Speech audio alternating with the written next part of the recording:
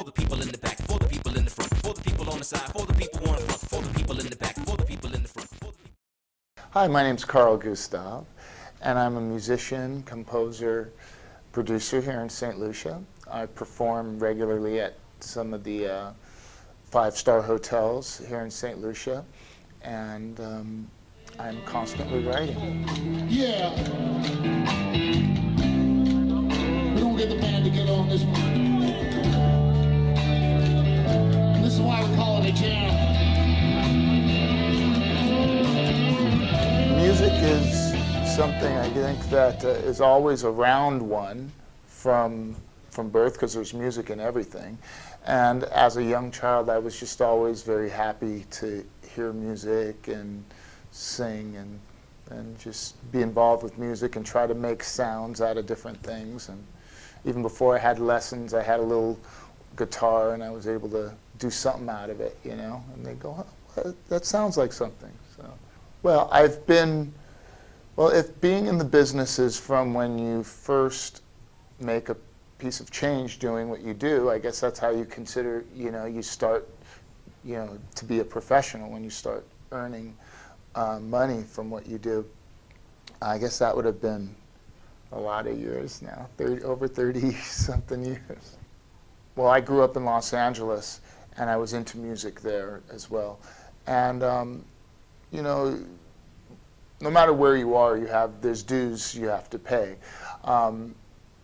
But the biggest challenge is always balancing a day job to survive when you have to go through that stage before you're actually able to be a professional musician full time. Is being able to balance your day job and your musical ambitions between, you know, going to work from, you know, 8 to 5 or whatever, 9 to 5, and then being able to find time and the desire and the strength and the will to stay up till midnight practicing, you know, or if you have a gig, to come home at, you know, 2 in the morning and be ready to be at work on time so you don't lose your day job, you know. So that's one challenge that for me personally was always a tough one. I used to be a general contractor in California. I was a licensed contractor there. And I started my own company in construction thinking that I would have more time to play music. But it doesn't really work that way when you have your own company until maybe you've gotten it really to a point where you could delegate and don't have to be on site all the time. So I had to really learn how to balance the two, which I did for a long time, but I've always found when I was doing both, one or the other was lacking. So if I was really paying attention to the construction company, my music side started slacking because I wasn't able to practice and be out as much. And then when I started doing more music, my work day thing started slacking, and since it's my own company, that wasn't good for the wallet. So I had to make a decision at some point, and about 20 years ago or so, I made a decision that I was just going to do music. And so the day jobs at first really started, it was a lot less and only became necessary, you know, when we had to pay some bills that we might not have been making enough playing music. Because in Los Angeles, you know, the competition's pretty steep. And there's a lot of really great musicians and bands that play for not very much money. And there's a lot of clubs that exploit that there. So the challenge is being able to be versatile enough to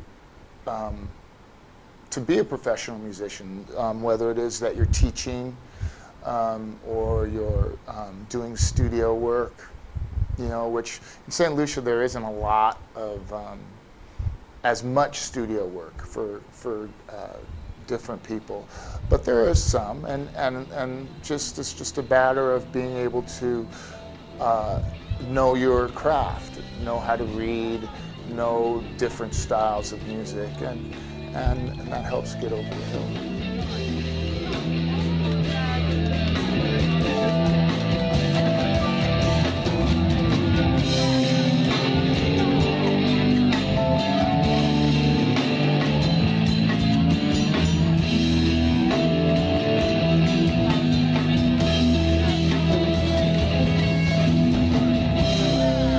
Hey, Joe,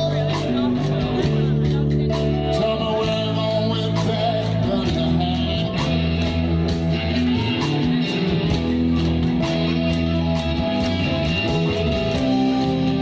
Hey, Joe, tell me where I'm going with Well, that the first gun. advice, I think, is to get into music not because you want to make money at it. You start playing music because you love it, and if you're really lucky and you practice really hard, then you might make some money at it, you know. And so I would say don't get into music if you're looking to make money. You know, that can't be your first ambition. You know, you have the first thing has to be the love of the music, and if you love it enough and you practice it enough, you will make some money at it. You will find a way. Somebody will recognize it somewhere down the line, and if you're, you know, you have to be real persistent, knock on a lot of doors.